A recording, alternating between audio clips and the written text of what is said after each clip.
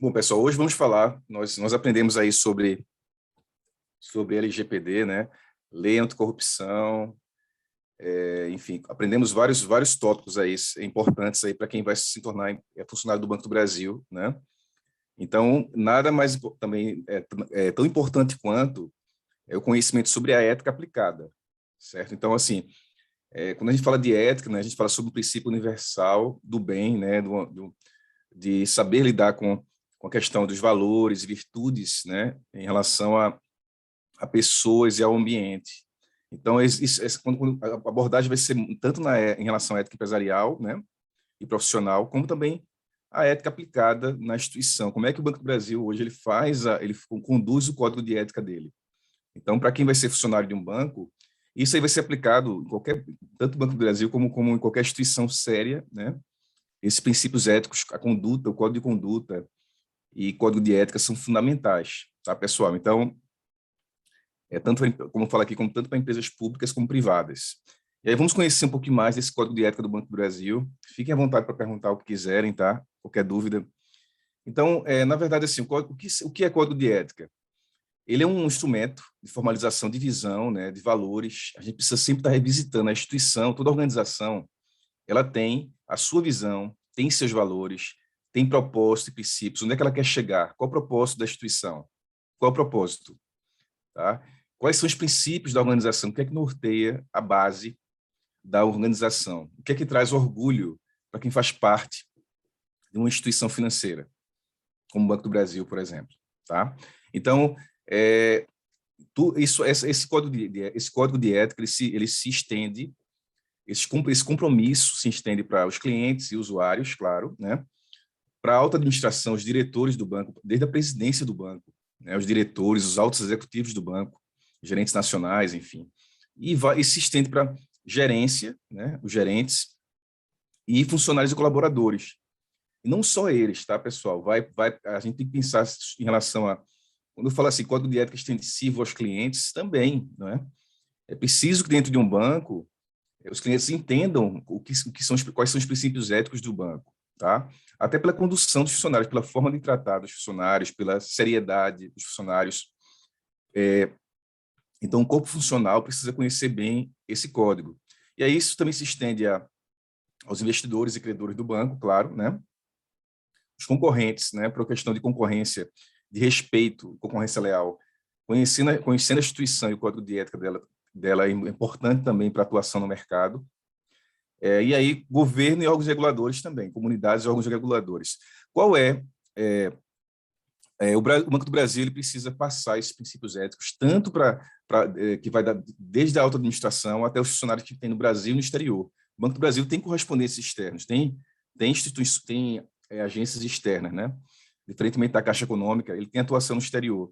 E aí existe essa importância, né, de que os empregados, os funcionários que trabalham fora do Brasil também adotem os mesmos princípios éticos, tá?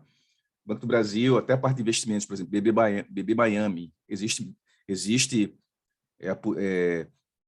agência então, focada até na parte de investimentos fora do Brasil. Quem sabe aí, né, um de vocês, né, que gosta dessa área, pode até no futuro, que quiser também, né, se tornar mudar para fora do país, porque normalmente o empregado lá que trabalha no exterior, né, talvez possa fazer alguma coisa remotamente aqui do Brasil, mas também certamente tem alguém que precisa estar lá fisicamente, pelo menos de vez em quando também, né?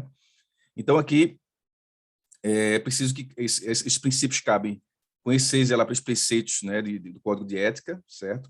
E esse Código de Ética ele é revisitado periodicamente, né, pessoal? Como todo o processo, nós vimos que a legislação anticorrupção, a segurança cibernética, por exemplo, quando a gente fala sobre LGPD e a segurança cibernética que as instituições financeiras precisam adotar, que foi a última aula que nós demos aqui, é natural que a gente lembre que toda a regra que é colocada para o bem da instituição, para minimizar risco, para trazer valores para a instituição, ela precisa ser revisitada periodicamente, né?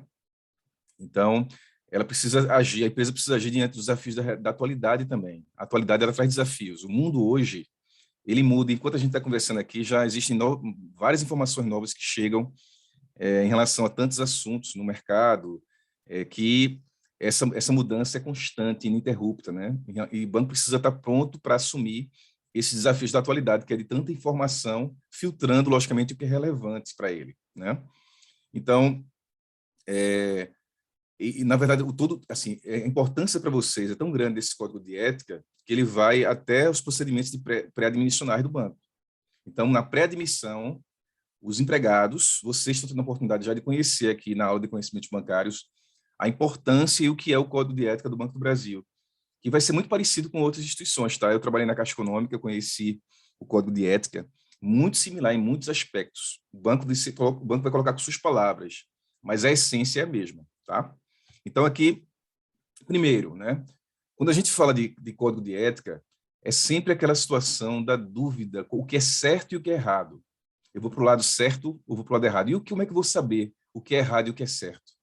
Qual decisão eu devo tomar para saber que eu estou seguindo o código de ética da instituição? Então, esse código ele envolve conflito de interesse. Logicamente, se você é funcionário de um banco e você tem alguma decisão importante que possa, pelo seu conhecimento dentro do banco, lhe favorecer de alguma forma, esse favorecimento, por estar naquela situação de formação ou privilegiada no banco, seja um gerente ou não, mas uma situação que dê o conforto da tomada de decisão para se beneficiar, está incorrendo em conflito de interesse, tá? Logicamente, eu vou dar um exemplo a vocês. O que seria conflito de interesse na prática, Danilo? Se uma empresa, se um funcionário do banco que tem bem relacionado, sabe que o banco vai licitar ou vai contratar alguém, contratar funcionários ou contratar, funcionário não, prestadores de serviços, e ele de alguma forma consegue, se essa contratação fosse de alguma forma que ele pudesse ter interferência nisso, né? Aí já poderia até entrar em outro crime, que é crime de corrupção, mas assim, se fosse uma coisa mais branda, que ele pudesse de alguma forma orientar para se beneficiar e que aquela empresa ganhasse a licitação, já estaria entrando em conflito de interesse, porque não houve imparcialidade. Ele orientou, ou ele fez de uma forma que alguma empresa X tivesse alguma vantagem sobre as outras, e aí entrou em conflito de interesse, quiçá até em corrupção, né? Dependendo da situação, desse conflito. Então, isso é conflito de interesse. Alguma atitude que eu tomo que eu possa ter ganhos sobre isso, né? Ganhar, além da minha... Eu não estou agindo de forma imparcial no meu exercício, no exercício da minha profissão como funcionário do banco. Então, isso seria conflito de interesse. Presentes e favores. Atenção, né? Assim, o presente que eu estou recebendo, qual o valor do presente, né? Se for dependendo do presente, eu posso estar sim transgredindo o código de ética. Sabemos que o quê? As pessoas gostam de agradar. Muitas pessoas gostam, e muitos clientes também são assim, tá, pessoal? Clientes que gostam do atendimento, se sentem prestigiados, seja pelo funcionário, seja pelo gerente. Ainda mais vai chegando no final de ano, às vezes, no fim do ano. Presentes de Natal são muito comuns, né? É mais comum no final do ano, mas em qualquer momento que aconteça, algum presente, por favor, para o funcionário, é preciso sempre ter uma atenção a quê? Primeiro, que presente é esse e qual foi a intenção do presente, não é? Porque imagine, você está trabalhando no setor de empréstimos e antes de conceder um empréstimo, um cliente chega para você, ele traz um presente, um excelente presente, antes de da concessão do empréstimo. Não vai gerar um duplo sentido, tanto de conflito de interesse como em relação a esse presente que o cliente trouxe. Então, muita Ô atenção para Danilo, isso. para animar um pouquinho a aula, você era um gerente muito querido na Caixa Econômica, tratava com clientes milionários. Eu entendo que você Sim. recebeu alguns presentes. Como é que você, Cortou um pouquinho, pessoal, Antônio. Você estava falando, cortou. Está ouvindo? cortou? Você já recebeu algum presente de algum cliente lá, seus clientes abastados? Como é que foi o procedimento? Eu entendo que a Caixa tem um código parecido com o do Banco do Brasil, né? Tem um código. Na verdade, a Caixa ela determinava que presentes acima, o valor pecuniário acima de R$ 100 eu falo presente, se você estimar que aquele presente pode, não é o valor, porque é proibido terminantemente qualquer valor, né? Isso aí, é claro, ninguém pode receber dinheiro, estaria totalmente em desacordo com o código de ética assim, seria muito grave, algo para ser apurado. Mas eu falo assim, se um presente dado, o cliente chega com um presente que razoavelmente está acima de R$ 100, isso falando Caixa Econômica, já é para a pessoa dizer, não posso receber esse tipo de presente, tá? É lógico que assim, veja, tudo depende da intenção. Final de ano, Às vezes, o gerente ele recebe uísque, recebe um champanhe, é muito normal, e aí, se ele não vai ficar fazendo a conta, esse uísque foi um pouco mais caro que R$ 100, não é nesse sentido, mas existe o código de ética para ser cumprido, pessoal. Né? Então, quando existe... Outra coisa, a intenção do presente. Né? Eu falei aqui o caso do empréstimo, né, Antônio? Se era muito... Já aconteceu no passado, há muitos anos atrás, a pessoa chegar querendo dar um presente antes do empréstimo, e aí a recusa é imediata, dizendo, eu não posso receber, não, eu estou fazendo sua operação, sua avaliação, não posso receber. Às vezes, até depois que ele estava satisfeitíssimo com o atendimento, traz. Então, se for algo que não abra a margem para tentar fazer algo que burle a regra do banco, ainda assim, né, cabe fazer sempre essa avaliação, revisitar valores, entender qual a intenção de quem entregou, e que isso não é, o fato de entregar um presente, em nenhum momento pode ser algo relacionado ao favor dentro do banco. Não pode ser. Imagina, se você, até de bom grado, um cliente que você sempre atende bem, atende, seja para fazer empréstimo, seja porque você faz aplicação financeira, você imagina que esse cliente, ele, em algum momento, ele diz assim, não, ele tenta fazer alguma relação de ter dado esse presente para você para alguma coisa no futuro. Tem que ser muito transparente e dizer assim, não, isso aqui não tem nada a ver com minha atuação. Né? Presente não pode ser relacionado a nenhum favor. Né? Existem situações, pessoal, tem situações de pessoas que já tentaram... teve uma situação, logo quando eu entrei na Caixa Econômica, que um cliente tentou, na hora que finalizou o empréstimo, ele tentou dar um dinheiro na hora para mim, assim, deixou o dinheiro até em cima no final, quando eu não recebi, ele deixou o dinheiro em cima da mesa, tá, Antônio? Uma história boa aqui. Entendi. Deixou assim perto da mesa, não, isso é seu, aí saiu. Só que ele esqueceu que eu tinha a conta dele, né? Como se fosse uma gorjeta, né, Danilo? Assim, isso. E é muito comum no Brasil isso. O brasileiro, ele tem, assim, muitas vezes, por um serviço que é de obrigação do funcionário, isso é obrigação do funcionário, e o empregado do Banco do Brasil, da Caixa, ganha muito bem. Não mas assim, é o calor do brasileiro. Dizem que nas agências do interior do Banco do Brasil, o pessoal dá galinha, dá animal, né? Assim, como uma cortesia, algo assim que é da cultura, né, do interior. Eu já ganhei uma lagosta, e no interior também eu trabalhei em Pojuca, é muito comum você ganhar coisas assim de comida, né? Comida, faz um bolo aí traz, é muito comum, Antônio. Mas assim, veja, e nesse caso específico que eu estava falando, quando eu era muito novo, tinha pouco tempo de caixa, mas eu já conhecia o código de ética, e aí ele deixou em cima da mesa assim, o que é que eu fiz? Eu peguei esse recurso, peguei o número da conta dele, logicamente comuniquei a gerente que aquilo ali ele tinha deixado, e aí a gente depositamos na conta dele o valor. Ele ficou chateado comigo, tá? Eu acho que essa pessoa ficou chateada comigo, mas aí é que tá. Se ficou chateada é porque tinha uma intenção diferente no presente, tá? Então, é isso, pessoal. A gente tem que ser muito imparcial e entender bem o que o banco requer para não cair nessa armadilha. Sempre revisitar os valores, como eu falei. Então, a questão do ambiente de trabalho, sim, no ambiente, utilizar boas práticas de relacionamento.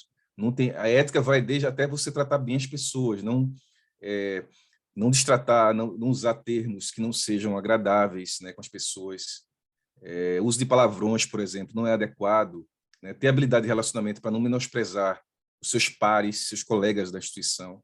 Então, a boa prática, a prática da boa conduta, ela é fundamental nas relações sociais, né, e humanas. O Banco do Brasil, quando eu estudei aqui o Código de Ética, ele aprofunda muito esse cuidado com o socioambiental, né, com o padrão ético da instituição. Tá? Bens e recursos do Banco do Brasil. Claro, imagina você, funcionário do Banco do Brasil, chega lá, vai imprimir um documento, a impressora está com defeito, dá uma pancada na impressora, esculhamba a impressora na frente de um cliente. Será que isso é um padrão legal? Um padrão aceito pelo banco, com cuidado com os bens e recursos? Se você estivesse fazendo isso com o seu próprio bem, já seria ruim. Imagina fazer isso com a impressora do banco, da instituição. Né? Como é que seria visto pelos clientes e pelos pares? Então, todo cuidado com bens e recursos do banco, segurança e tratamento da informação, sim, envolve padrão ético.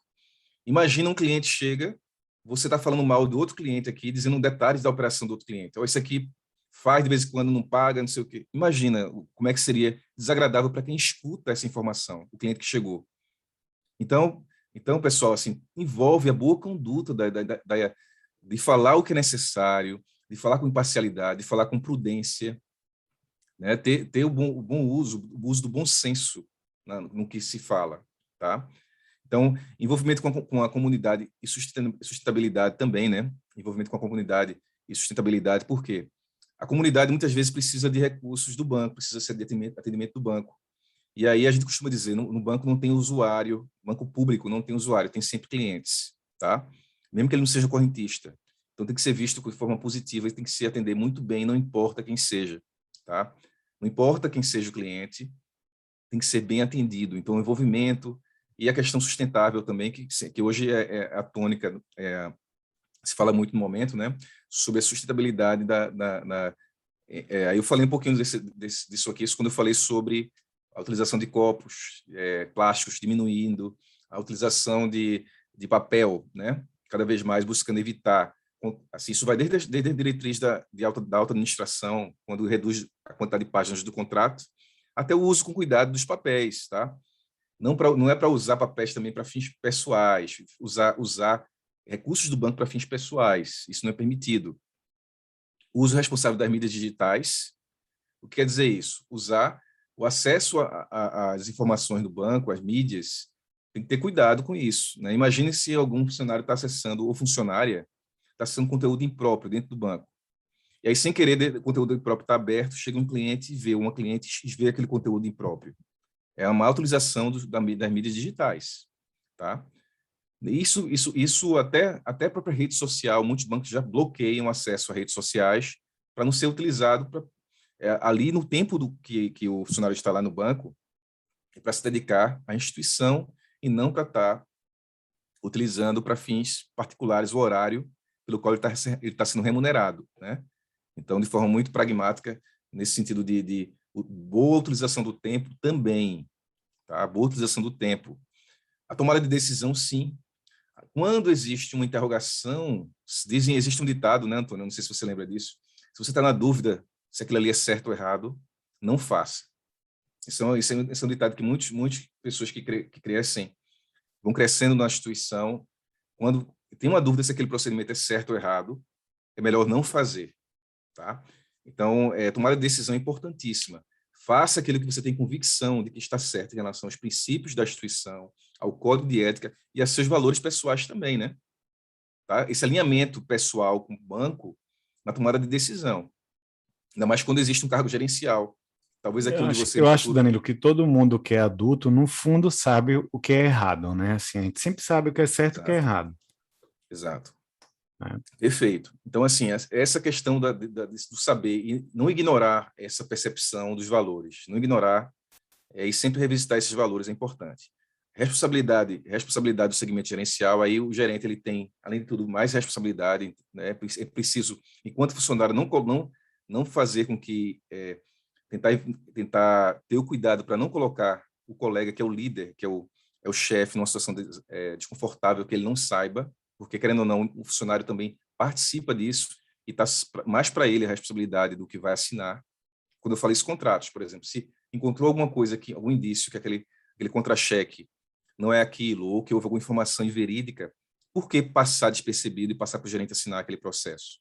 Será que o funcionário não tem ele deve ter o cuidado, né, nessa questão do relacionamento, da ética, dizer, olha, isso aqui eu achei estranho, por isso, isso, isso, de forma, logicamente, não na frente do cliente, né, pessoal? Então, tudo o que eu falo aqui para vocês, eu gosto muito desse tema de ética, porque é fazer bem feito, fazer com discrição, fazer com cuidado, pelo melhor da instituição, das pessoas, dos processos, tá? Então, essa responsabilidade do segmento gerencial e responsabilidade da alta administração, tá? Então, envolve também, logicamente, como o banco, como a alta administração do banco trata, conduz o código de ética dentro da instituição, tá? Ok? E aí, quando a gente fala de código de ética, a gente precisa falar aqui, eu vou falar aqui rapidamente, mas é preciso ver esses valores, conhecer os valores da instituição. Então, como é que está? Isso aqui foi justamente como o Banco do Brasil coloca no código de ética deles, tá, pessoal? O propósito. Qual o propósito na visão do Banco do Brasil? Cuidar do que é valioso para as pessoas. O que é valioso para as pessoas, aquilo que faz o bem para as pessoas, tem que ser cuidado em todos os aspectos. Visão. Ser a empresa que proporciona a melhor experiência para a vida das pessoas e promove o desenvolvimento da sociedade de forma inovadora, eficiente e sustentável. Toda instituição, ainda mais instituições grandes, elas têm uma visão propósito, visão. A visão, qual é a visão que a instituição tem? E aí, cada vez mais que você se identifica com a visão da instituição, você tem orgulho de trabalhar nela, de pertencer àquele grupo.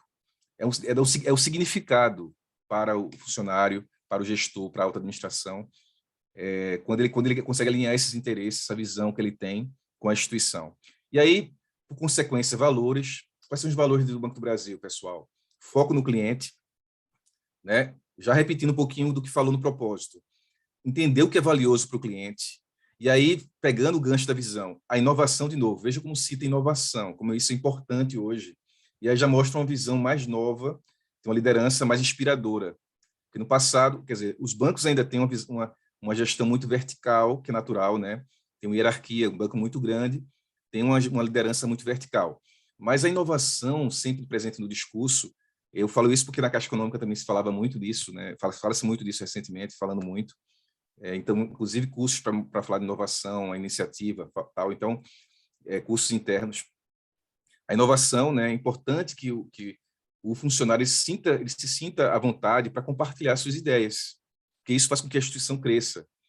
Hoje fala-se muito da liderança horizontal. Eu não sei se Antônio gosta de falar um pouquinho sobre isso, mas assim, a liderança horizontal, e você compartilhar suas ideias, você a ser um líder, mesmo sendo funcionário, você transmite a sua liderança para seus pares também. Então, isso é muito importante. E aí, quando você faz isso de forma positiva para o crescimento da instituição e das outras pessoas, você se torna um agente de transformação. Não é assim? Então, olha como é legal. Esse tema ele traz aí o sentido de ser o sentido de se tornar um excelente funcionário, uma excelente pessoa dentro da instituição. E aí vem a ética, né, como fundamento. Isso aí já falamos, o código de ética está dentro aqui do tópico, né? A ética como fundamento de nossa prática empresarial, tem que ter ética, é imprescindível isso, não é negociável, né, a questão da ética. O senso de dono, pessoal, os bancos falam sobre isso, repetindo, a Caixa Econômica também é ser dono da loja, ser dono da empresa. Então, o sentimento de dono, o senso de dono é você dizer assim, peraí, tem que cuidar do que isso aqui é nosso, isso aqui é nosso, isso aqui é da instituição, eu faço parte dela, então eu tenho que cuidar disso aqui. É como se eu tivesse, se você está na sua casa e tem sua casa, seus bens, você cuida deles, não cuida? Porque tem valor pecuniário, tem valor financeiro, mas tem o valor também do cuidado, de você preservá-lo para continuar atuando da melhor forma possível ali. Então, quando eu falo de impressora, falei da impressora, de cuidar bem, mas qualquer bem, móvel, os notebooks que estão nas agências ou computadores, você tem que ter o sentimento de dono daquilo ali. E a própria preservação do ambiente, da limpeza do ambiente, do cuidado, da visão como é que eu vou dizer, brilho, né? De trazer brilho para as coisas, trazer uma boa gestão para as coisas da melhor forma possível, é ser dono, tá? E aí confiabilidade também, né? Comprometimento com transparência, tudo que você cumprir, ou que você oferecer ou prometer cumprir, seja para seus colegas em relação ao que está fazendo no dia a dia, buscar cumprir, e se por algum motivo fosse maior não cumprir, ter um nível de transparência, né? Para dizer que você, até por o motivo pelo qual não cumpriu. Aí é questão de você dizer a verdade, prometer algo e cumprir, ou fazer os melhores esforços para aquilo, né? Então, isso gera confiança, gera um ambiente muito positivo para as equipes, para as pessoas, de forma geral. Então, isso faz parte do propósito do banco também, do propósito, visão e valores. Eficiência. Otimizamos os recursos disponíveis para criar valor aos nossos públicos de relacionamento. Otimizar, né, pessoal? Assim, eu falei um pouquinho a questão da sustentabilidade. A sustentabilidade em relação a você cuidar do que há de papéis, dos papéis, né, impressão de papéis, em relação aos copos plásticos, né, tudo que você envolva a questão ambiental. E aí você também gera mais eficiência, menor custo, né? Então, a eficiência envolve também uma redução de custos com essa responsabilidade socioambiental, tá? E aí, como o Banco do Brasil é uma economia mista, não poderia deixar de ter o espírito público, né? Então, o espírito público é sempre o quê? O coletivo, considerar o coletivo na tomada de decisão. O que vai ser melhor para o público? O que vai ser melhor para a maioria aqui na decisão, tá? Então, é nesse sentido. E aí, evoluindo aqui, 4 pilares importantíssimos aí que fica faço até para vocês lembrarem sempre quais são os princípios do Código de Ética. Primeiro, a definição de princípios, né? Toda decisão que for tomada, é preciso visitar esses princípios, pessoal. Qualquer tomada de decisão que tenha aderência à expectativa do banco. Então, veja só, ainda que não esteja previsto em norma. Peraí, Danilo, quando eu entro no Banco do Brasil, eu preciso ler a norma dele, vou conhecer a norma, eu tenho que agir de acordo com a norma, não é isso? Isso. Então, não preciso me preocupar com decisões que eu não consigo, eu preciso estar visitando ética, código de ética, ou analisar minha honestidade, responsabilidade, por exemplo. Mas se eu tiver alguma dúvida, não está no normativo do banco, na norma do banco, não é bem assim. Existem coisas, assim, o normativo é feito. Normativo é aquele quem não sabe o que é normativo, para quem não sabe, normativo são as regrinhas de cada operação, de cada produto, de como deve atuar em cada fase de atendimento do funcionário X atua dessa forma. O supervisor atua assim, o gerente atua assim, tem as funções, as atribuições. Então, o normativo ele vai trazer ele vai reger todo esse conteúdo para a boa atuação dos funcionários do banco, né? Em todos os sentidos. Mas o normativo ele não prevê tudo. Não prevê tudo. Tem coisas que normativo, se não tiver no normativo, onde é que você vai consultar? Você vai revisitar os princípios e os valores. E aí, quais são os princípios do Código de Ética do Banco do Brasil? Honestidade, responsabilidade, transparência e respeito. Esses são os 4 pilares, são os 4 princípios do Código de Ética, tá? Repetindo, honestidade, responsabilidade, transparência e respeito. E aí, pessoal, o público-alvo, logicamente, vai desde a alta administração, que aí vem presidente, vice-presidente, diretores, né? Empresas controladas, a alta administração que compõe lá o conselho do banco, os conselheiros também, aos funcionários, seja aqui no Brasil ou no exterior, colaboradores, claro. Então, se eu tenho um estagiário, um aprendiz, né, um dirigente empregado de empresas contratadas, quer dizer, alguém que está ali faz parte da equipe, mas é um colaborador, não é funcionário necessariamente, ele também tem que estar de acordo com o Código de Ética. Não adianta, né, eu ter pessoas, parceiros que não estejam de acordo com o Código de Ética. É preciso que haja um alinhamento, eles entendam o que é que o banco espera como princípios para eles atuarem. Demais, aqueles que estejam atuando com prestação de serviços, né, em nome do banco ou para o Banco do Brasil. Os correspondentes bancários, eles precisam conhecer o Código de Ética, porque, querendo ou não, está a marca da instituição ali. Então, é preciso cumprir o Código de Ética.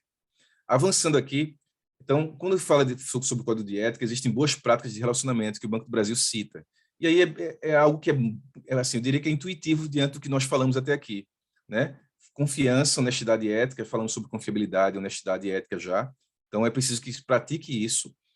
Produtos e serviços, como prestar um bom atendimento, prestar atendimento com honestidade, diligência e ética, isso é repetitivo até, mas faz parte das boas práticas que o banco descreve como boa prática lá na sua descrição do Código de Ética. Comprometer o bom clima de trabalho, olha aí. Desculpa, comprometimento, não é comprometer o bom clima de trabalho. Comprometimento com o bom clima de trabalho. Nos comprometer com isso. O que é isso, pessoal? É ter cuidado para você saber se relacionar com os outros. A gente precisa lembrar sempre que nós temos o cliente externo, é aquele que vem no dia a dia na agência, ou, enfim, para a agência ou para qualquer lugar, qualquer posto do banco de atendimento. E é preciso também ter o cuidado com o cliente interno, que são os outros empregados, os outros funcionários, né? Então, se você passa boa parte de sua vida numa instituição, é preciso saber lidar bem com as pessoas, tentar, dentro do possível, as pessoas têm diferenças, né? Qualquer relação com as pessoas, às vezes, tem conflitos, existem discordância em relação a opiniões, a forma de pensar, a forma de agir, a temperamento, mas a gente nunca pode esquecer do quê? Não pode esquecer do respeito e da tolerância à diferença dos outros, as diferenças. Respeito e tolerância às diferenças. Então, o banco fala sobre isso, como boas práticas de relacionamento. Comunicação respeitosa e profissional com os pares. Os pares são, você é funcionário, vocês são pares entre si, recém-contratados, né? Então, quando você ocupa uma função no banco, de supervisor, por exemplo, ou de gerente, existem outros gerentes, então passa a ter como pares gerentes. E também os gestores que estão acima de você. Quando você é um gestor, você tem um subordinado também. Então, não é porque você tem um subordinado que você não vai ser respeitoso, pelo contrário, é preciso dar o exemplo, né? A liderança pelo exemplo pega isso, liderança pelo exemplo. E aí eu falei clientes internos e externos, já citei, e aí o banco diz que desautoriza a emissão ou reprodução de comentários que possam prejudicar a convivência harmoniosa. Imagine comentários desrespeitosos, que fale de alguém, que fale de algum funcionário, que coloca aquele funcionário numa situação de constrangimento e a pessoa replica aquela informação. Seja o que aconteceu até no caso com um cliente, alguma informação que houve ali, ou até no atendimento, se o funcionário cometeu algum erro, aquilo é algo que também é preciso ter cuidado de corrigir da forma correta e não de corrigir da forma apropriada, e não disseminar aquilo, né, de difundir aquilo ali e prejudicar a convivência harmoniosa. Aí, de repente, existem funcionários que brigam com o outro na unidade, né? Isso tem que ser evitado. Por quê? Porque quebra a harmonia, quebra a boa relação no trabalho, dificulta que haja um clima harmonioso, tá? Então, alguma discussão, eventual discussão que traga um conflito, tem que ter muito cuidado para não esquecer daquilo que falamos de respeito e tolerância. Atividades com responsabilidade, autonomia e comprometimento, sim, buscar fazer da melhor forma possível, né, com autonomia, querendo resolver o problema sempre, não passando para o outro. É preciso ter cuidado com segurança, com os padrões de segurança da instituição, seja desde coisa básica a entrar na agência, dando exemplo em relação à questão dos metais. Não adianta, você imagina um funcionário que entra lá cheio de metal e não é barrado na porta eletrônica.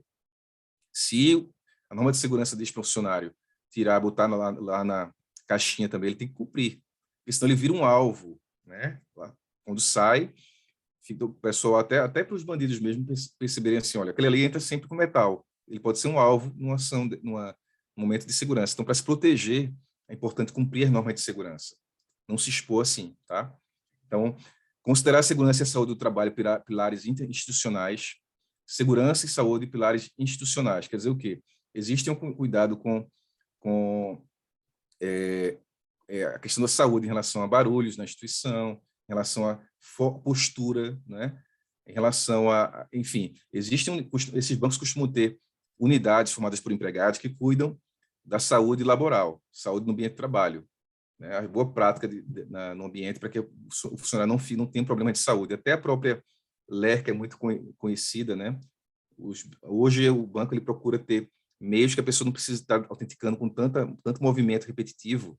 LER é lesão por esforço repetitivo, tá, pessoal?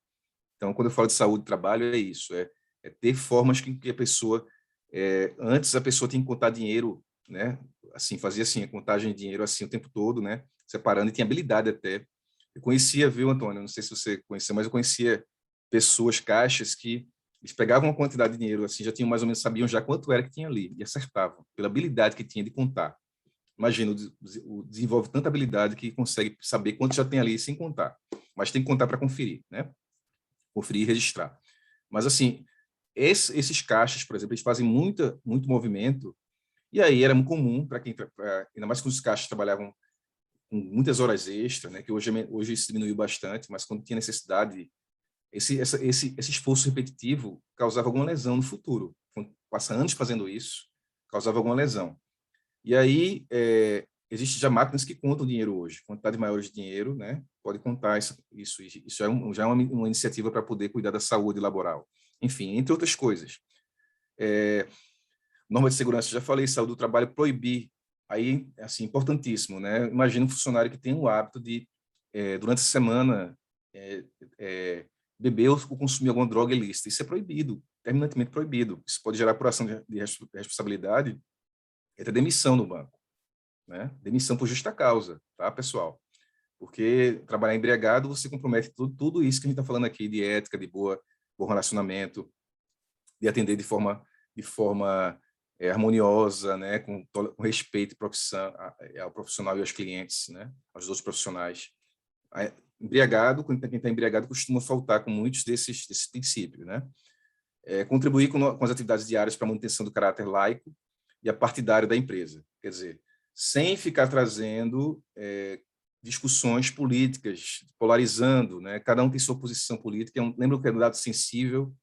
Então, o que é dado sensível, pessoal, seja de cliente, seja do colega, seja até seu próprio, não é algo que tem que estar ali em debate. em discussão dentro da instituição, tá? Então, aí o banco repudia também condutas que possam caracterizar assédio, seja moral ou sexual. Qualquer natureza de assédio é repudiado no banco e não é aceito. Também motivo para demissão por justa causa, tá? Então, tudo que se fala aqui, olha, as infrações do Código de Ética, pessoal, são passíveis de apuração de responsabilidade e, logicamente, dependendo da apuração, quando nós vemos, assim, quem está passando no concurso público pode vir a ser demitido, sim. Se houver uma apuração de responsabilidade, se houver uma situação que enquadre, até por crime mesmo, né? Porque é crime, né? Tem situações aqui de assédio sexual, assédio moral, pode desencadear um processo de apuração que gere uma advertência, ou até por fato, assim, assédio sexual é até mais grave, né? E pode haver demissão, sim, tá? Mas, assim, falando desse assédio moral, o que caracteriza assédio moral? Conduta abusiva, exemplo de gestos, palavras, a forma de falar. Não é só o verbal, até gestos. Vocês sabem, nós sabemos aqui, né, como é que você agride o outro, por palavras, por gestos, até por ignorar o outro, né? E assim, pelo constrangimento, exposição do outro. Então, isso pode ser caracterizado como assédio moral, tá? Já soube de situações que uma pessoa, não sei se Antônio tem algum caso, mas colocaram um apelido na pessoa, na instituição, e começaram a chamar. Só que, veja, uma coisa é você ter uma relação de infância que a pessoa não liga para isso, até, né, eu não estou falando aqui de casos extremos que a pessoa não pode ouvir nada, que fica com raiva e chateada. Mas imagina uma situação que a pessoa tem constrangimento no trabalho por aquilo que foi feito de forma desrespeitosa com a pessoa, um apelido, uma situação de vexatória pública. Tu sabe essa história de fulano, sabe que ele fez isso, aconteceu isso, e espalhar isso numa instituição para constranger, o que pode trazer constrangimento, situação vexatória, como se diz, é caracterizado como assédio moral, pessoal. Então, aqui dá alguns exemplos. Insulto, ofensa, hostilidade, acusação, grito. O fato de gritar com alguém, imagina, eu falei aqui da liderança, existia no passado a liderança autoritária, quer dizer, existe ainda, né? Liderança autoritária, é muito comum o chefe chegar gritando com o funcionário, às vezes na frente do público. É uma situação que hoje, isso cada vez mais está, esse tipo de atitude de um chefe, que aí não se pode nem mais chamar de líder, né? Porque a liderança autoritária, ela quando chega a esse ponto de grito, de hostilidade, até de humilhação mesmo, né? Isso é assédio moral, tá? E aí assédio moral não é só do chefe para o subordinado, pode ser entre pares, como eu falei, um colega do lado, pode ser caracterizado também, né? E até, dependendo da situação, de baixo para cima, subordinado para o chefe, dependendo do tipo de assédio, da forma de tratar, porque são pessoas, querendo ou não, somos pessoas. Vocês que passam no concurso do Banco do Brasil podem ser chefes daqui a pouco, e o respeito, lembra do respeito aqui no Código de Ética, ele é fundamental. Eu falei da recusa na comunicação, propagação de boatos, isolamento e exclusão social. Se um grupo de funcionários diz que aquela pessoa ali é insuportável e todo mundo isola aquela pessoa, você está cometendo um assédio moral com aquela pessoa. Tem que ter muito cuidado com isso, embora a pessoa tenha alguma opinião diferente. Então, respeito às diferenças, tolerância, lembram? Fundamental, pessoal. Avançando aqui, assédio sexual é muito grave, assim, acredito até que mais grave pela o assédio ele é uma conduta, o assédio sexual é uma conduta que viola a liberdade sexual de alguém, tá? E não isso tanto de homem para mulher como de mulher para homem, tá? Enfim, independentemente ou até do mesmo sexo, não importa qual o tipo, né, de onde vem, de onde para onde vai, né? Quem se faz homem para mulher, mulher para homem, ou de homem para homem, mulher para mulher, o constrangimento, a conduta que viola a liberdade de alguém sexual, ela é tida como assédio sexual. E não necessariamente precisa de toque, né? Mesmo sem o toque, a forma, a insinuação, a forma de falar, a condição clara, assim, quando alguém tem poder da decisão se aquela pessoa vai ter emprego ou não, e faz com que a pessoa subentenda que é preciso fazer algo que viola a liberdade sexual, por exemplo. Isso é assédio sexual, gravíssimo, gravíssimo, tá? Eu soube de pessoas na instituição, na Caixa mesmo, que foram demitidas por assédio sexual. Esse é um tema que no passado não era nem muito abordado. Mas quando eu falo isso, não é só Caixa, né, pessoal? Isso é qualquer instituição. Assédio sexual acontece, é crime até se quem fizer fora da instituição, né? Mas fazendo no ambiente de trabalho é motivo de demissão, tá? E certamente isso já aconteceu, a demissão no Banco do Brasil, na Caixa, em bancos privados, porque tem pessoas que passam do limite do que seria uma condição natural de um relacionamento, para evoluir para um relacionamento. E qual é o limite disso? Justamente violar a liberdade do outro, né? Então, isso é muito, ainda mais assim, quando existe uma situação mais grave, uma situação que, como é que se tipifica mais ainda o assédio sexual? Quando existe uma relação de hierarquia, tá? Então, alguém está acima do outro na posição da empresa, então tipifica mais o assédio sexual, por quê? Querendo ou não, entre pares pode acontecer, mas a vulnerabilidade do pai é menor do que quem é subordinado. Então, mais uma vez falando, pode ser de mulher para homem, homem para mulher. Isso é um crime gravíssimo, né? Passível de apuração e demissão dentro da instituição. Tá? Então, aí também assim, a questão de influenciar, né? Influir na carreira do assediado, prejudicar o rendimento profissional, humilhar, insultar, intimidar a vítima. Às vezes, a intimidação, a insulta é no sentido da pessoa se submeter, né? E, mais uma vez, assim, a insulta vem no sentido da humilhação mesmo, né? Falando de alguma situação íntima da pessoa, né? A forma de falar da pessoa, se for uma abordagem para o lado sexual, vai ser um assédio sexual também, tá? Então, é um tema muito delicado, né? E assim, acreditem, muito presente, né? Nas relações, assim, quando eu falo assédio sexual, quando eu falei assim, manter o emprego aqui, imagine, até numa situação mesmo de um colaborador. Chega um colaborador, uma estagiária, uma prestadora de serviço, um estagiário, um prestador. Quem está no banco e conduz isso e comete esse crime com um colaborador, pode estar, como está dentro da instituição, e pode responder e pode ser, sim, demitido por isso, tá? Ok? Avançando aqui, o que é que o Banco do Brasil espera dos líderes, né? Aí, líderes e liderados têm muitas coisas que são comuns. Lembram da liderança horizontal, embora seja vertical, mas, assim, os liderados também têm muitos deveres. O que é que se espera dos liderados? Primeiro, os líderes. A comunicação dos líderes tem que estar alinhada à estratégia do banco, né? Claro, o banco tem uma estratégia que eu falei aqui, por exemplo, socioambiental, de cuidar da eficiência, de consumir menos papel, menos plástico. Não adianta o líder dizer, não, isso aí fica à vontade, pode imprimir vários, faça o que você quiser. Se o líder estiver em desacordo com o que o banco diz, ele não está sendo um líder, de fato, né? Então, ele precisa mostrar cuidado com os clientes, funcionários, com a sociedade e com os acionistas do banco, certo? Os acionistas do banco. Eles têm que ter coragem para desenvolver a habilidade de adaptação, né? Adaptabilidade, resiliência. O que é resiliência, pessoal? Para quem não sabe, resiliência é você sofrer uma frustração e se manter firme. Porque, às vezes, acontece de surgir uma situação inédita, uma situação que, por exemplo, tivemos a pandemia agora, os serviços sociais aumentaram muito, o pagamento de auxílio emergencial para a Caixa. O Banco do Brasil, certamente, algumas medidas sociais foram feitas diferentes, talvez com menos atendimento ao público do que o auxílio, porque o auxílio foi o grande movimento que houve, né? Mas, assim, às vezes surgem coisas que você frustra a sua rotina, frustra a sua forma de trabalhar, e você precisa ser resiliente para conseguir chegar. Surge uma situação inesperada na agência que você tem uma meta para cumprir e vem uma situação inesperada que ele desafia ainda mais, é preciso ser resiliente, persistir para cumprir. Então, por isso que fala sabedoria frente a circunstâncias desafiadoras, fazendo constantemente a gestão dos riscos, e mesmo assim cuidando dos riscos, né? O papel da liderança, cuidado. Recomendar que os líderes tenham empatia, controle emocional e respeito à individualidade dos liderados, claro. Isso aí tem tudo a ver com a questão, inclusive, do que se falou de assédio moral, né? Respeitar a individualidade é importantíssimo. Líderes que sejam promotores do diálogo com respeito, mais uma vez se repetindo, respeito, boa educação, assertividade, colocando a comunicação não violenta, escutativa. Escutativa é escutar o outro, esperar o outro falar e compreender. Porque, assim, isso é uma habilidade, às vezes, habilidade que precisa ser desenvolvida, tá, pessoal? Porque tem pessoas que, quando o outro está falando, subordinado ou não, a pessoa fala e atropela e não escuta o recado, né? Então, a escutativa, e acredito que até líderes, às vezes, precisam desenvolver isso. E o que o banco quer é que eles desenvolvam e tenham essa escutativa para trabalhar da melhor forma.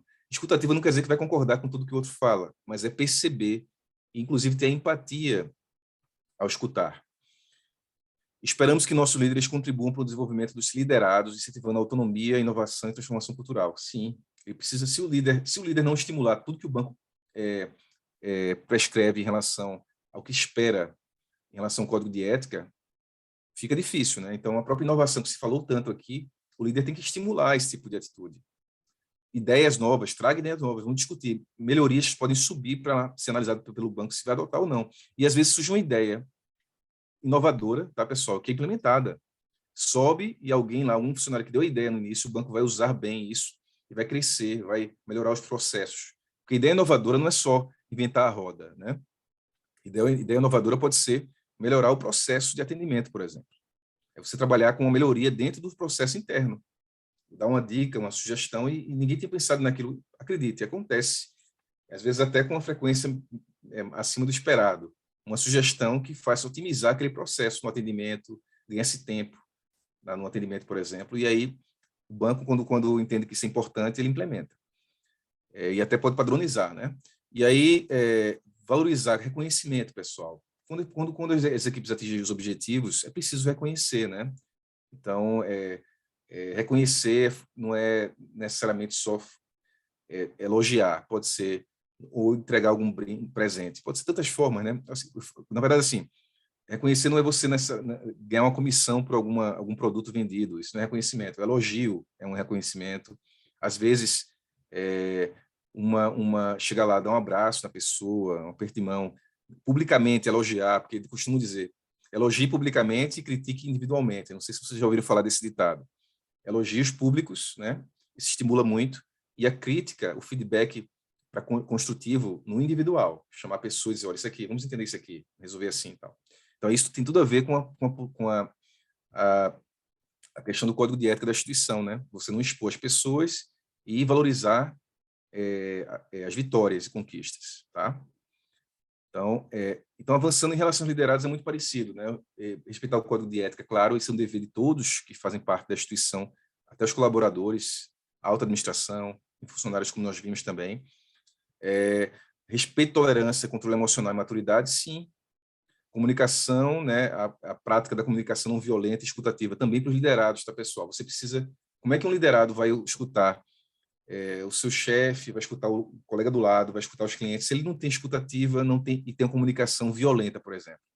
Imagina uma pessoa que tem comunicação violenta, a forma de falar, não, isso aqui não quero saber, não, vou resolver com outro. Isso aqui não tenho paciência, não é comigo. Isso é forma de atuar? Não é. Quem trabalha numa instituição, né, uma empresa, precisa saber lidar com pessoas. Né? Nós vivemos com os outros, então temos que saber lidar. E aí o banco é um dever do liderado, funcionário. Tem que ser protagonista da carreira, né? Veja só, não é até para o funcionário poder perceber que eu posso me autodesenvolver dentro da instituição e ter uma carreira crescente na instituição. Posso crescer na instituição. Então, eu posso fazer isso. Para fazer isso, eu preciso de mim mesmo também. Eu preciso me autodesenvolver. Não é esperar assim, vou esperar que um dia o banco me promova. Não vou fazer um curso, não vou procurar me aperfeiçoar. Não é por aí. Eu preciso ter iniciativa. Tá? Então, boas práticas de relacionamento com a gestão, né, na condução de processo, sim, ele precisa se aproximar do gestor para mostrar que está fazendo bem aquele processo. Pensamento estratégico, né? Saber onde é que o banco quer chegar, qual a estratégia para chegar naquele número, naquele resultado. Destreza digital, assim, ser digital, isso é um tema muito forte hoje também. Conhecer os sistemas, conhecer a parte digital, isso é uma qualidade, sim, para o liderado, né? Esperada pelo banco. Criatividade e inovação já é repetitivo falar mais uma vez, né? Leitura de cenário, sim, entender o que está acontecendo, saber perceber isso e se adaptar a essas situações. Bom, pessoal, então aqui estamos quase terminando esse módulo aqui, mas entrando na parte de parceiros, a orientação para parcerias com agentes que assegurem valores como... Aí vem tudo que se falou aqui até agora sobre o código de ética, se estende para os parceiros. Integridade, ética, idoneidade, parceiro, mesma coisa. Os impactos socioambientais sejam medidos e considerados na realização de parcerias. Claro, o Banco do Brasil, não só o Banco do Brasil, né? Você vai estar com parceiros que estejam alinhados a sua conduta ética. Não tem como não ser. Até para não ter um risco de prejuízo de imagem, um risco de imagem, né? O risco de imagem pode acontecer se você está com um parceiro que não cuida. Se imagina você está com um parceiro que é acusado sei lá, descartar lixo na praia. Eu estou dando um exemplo bem assim, longe aqui, mas só para poder vocês entenderem. Se souber, não, aquela empresa que fez isso é aquela empresa que é parceira do Banco do Brasil e tal. Expôs o banco, colocou numa situação socioambiental complicadíssima, tá? Então, é preciso estar bem alinhado em relação aos parceiros. Pautar por direcionamento estratégico e de negócio por princípios éticos. Isso aí é até mais do mesmo, né, que nós já vimos. Fornecedores também, né, mesma situação, inclusive em relação ao processo de licitação. Lembram do que nós estudamos lá em relação à lei anticorrupção? Licitação. Por isso que estava lá aquele tópico, porque tem tudo a ver com o código de ética da atuação do Banco do Brasil. Buscar que essa licitação seja feita de forma ética, de forma imparcial, íntegra, certo? Então, é preciso que o banco cuide de tenha procedimentos para evitar fraude, né, nesse processo licitatório, por tudo aquilo que a gente viu dos riscos que existem na lei anticorrupção, né? Inclusive o banco seria responsabilizado se houver algo nesse sentido, né, algo ilícito. Critérios de seleção, contratação e avaliação devem ser determinados de forma imparcial, isso eu já falei, né? Exigir de fornecedores o quê, pessoal? Olha só, o banco pode ter um fornecedor que não paga os seus funcionários, não recolhe previdência, não recolhe INSS. Será que ele não pode, de repente, estar um problema para ele também? Né? Imagina uma instituição, um fornecedor que fornece mão de obra para limpeza, e aquele servente que está ali todo dia no banco, limpando o banco, aquela copeira, que às vezes tem muitos serviços terceirizados assim, né? A copeira que serve o cafezinho. Se ela não está recebendo salário, por exemplo. Então, é complicado. É preciso que o parceiro, o fornecedor, ele cumpra com as obrigações dele. Eu não posso ter uma situação... Até porque essa copeira, ela faz parte lá, ela está servindo o cliente, ela está servindo o funcionário. Se ela não está, ela está sem receber o salário, por exemplo, ela fica numa situação muito delicada. Até, e como é que como é que vai se manter a condição harmoniosa que nós falamos aqui, geral, né? A questão do trabalho escravo nem se fala, né? Combate à corrupção também, não é inadmissível, né? O trabalho infantil ou escravo não pode ter uma instituição que seja acusada e que seja fornecedora do banco. Preservação ambiental, já falei, isso aí tem que ser, né? Tem ter esses princípios. E atos de corrupção contra governos e administração pública também está vedado, não pode trabalhar com a instituição, tá? Em relação aos acionistas e credores da instituição, investidores, transparente e ágil assim,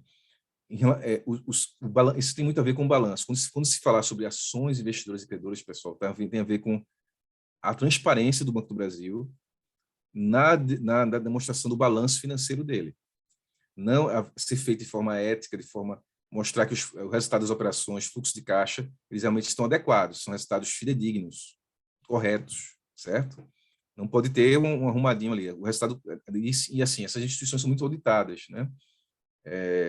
O sistema financeiro bastante auditado e o balanço tem que demonstrar a transparência em relação aos lucros, né, ao que vem ganhando, tudo isso, tá? Em relação aos concorrentes, tem a ver com a questão do código de ética, da concorrência leal, e sim, passa pelo código de ética também, né? Por quê?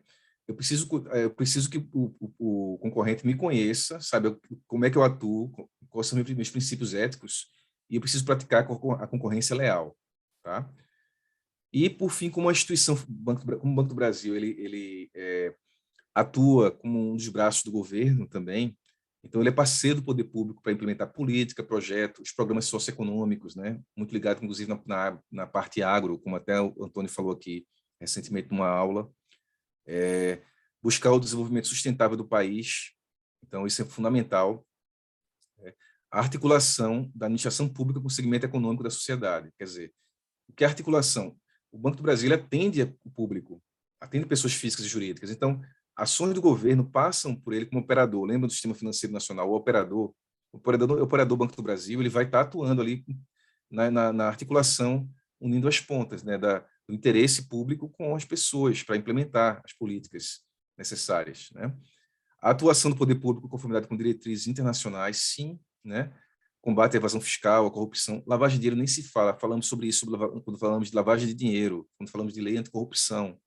E financiamento ao terrorismo também. Tudo isso está dentro da ética do banco. Lembro que estou percebendo aqui que tudo se encaixa. Vocês percebem, pessoal, que tudo se encaixa. Tudo que nós vimos antes casam com a ética, com a necessidade do código de ética do banco, tá? O banco repudia atos de corrupção, isso aí nem se fala também, né? Acabamos de falar de corrupção e de corrupção contra o governo, administração pública ou estrangeira. Enfim, a necessidade da obediência do que é legal, né? Isso, então, em relação ao que o banco preza, necessidade de obediência ao que é legal, isso aí é até intuitivo. A conformidade das operações, tudo está de acordo com a documentação exigida, conformidade, prática da legal das coisas para fazerem de forma correta, certo? Com a documentação, não deve, assim, desde a abertura de conta até a concessão de crédito, a documentação tem que ser apresentada, analisada, para ficar conformidade. Tudo que está escrito nos normativos é permitido? Não, né, pessoal? Veja só, o que não está escrito vai vir para aquela situação de revisitar os valores. O que não está no normativo, é preciso verificar. O que é aquilo ali? Qual a intenção daquilo? Não está no normativo, eu vou fazer uma consulta. Se você tem dúvida, converse com os colegas, traga para um âmbito em que você diga que tenha conforto de tomar a decisão certa, de ir para a decisão correta. A conflito de interesse já falamos, tomada de decisão já falamos, presentes e blindes também. Aqui repete um pouquinho do que deve ser, do que o banco espera, né? Bens e recursos do bebê. Então, aqui desde até a parte que fala de propriedade intelectual, que é a questão do uso das informações do banco, né? E o uso da mídia digital já falamos também. O que adiciona aqui no conteúdo é a parte de ouvidoria. Então, a ouvidoria do banco, né? De você poder registrar reclamação interna e externa. Reclamação até interna de áreas. Se uma área fez de uma forma errada, existe ouvidoria interna para você registrar que aquela área não está cumprindo o papel dela, tá? O banco, ele tem diversas áreas. Um banco grande como o Banco do Brasil, ele tem muitas áreas envolvidas em vários processos. Então, se uma das áreas não está atendendo, pode haver uma ouvidoria interna. E ouvidoria externa é quando alguém faz uma reclamação um público, né, faz uma reclamação de alguém de dentro do banco, né, vem de fora, certo? Então, as duas partes de ouvidoria precisam funcionar bem, beleza?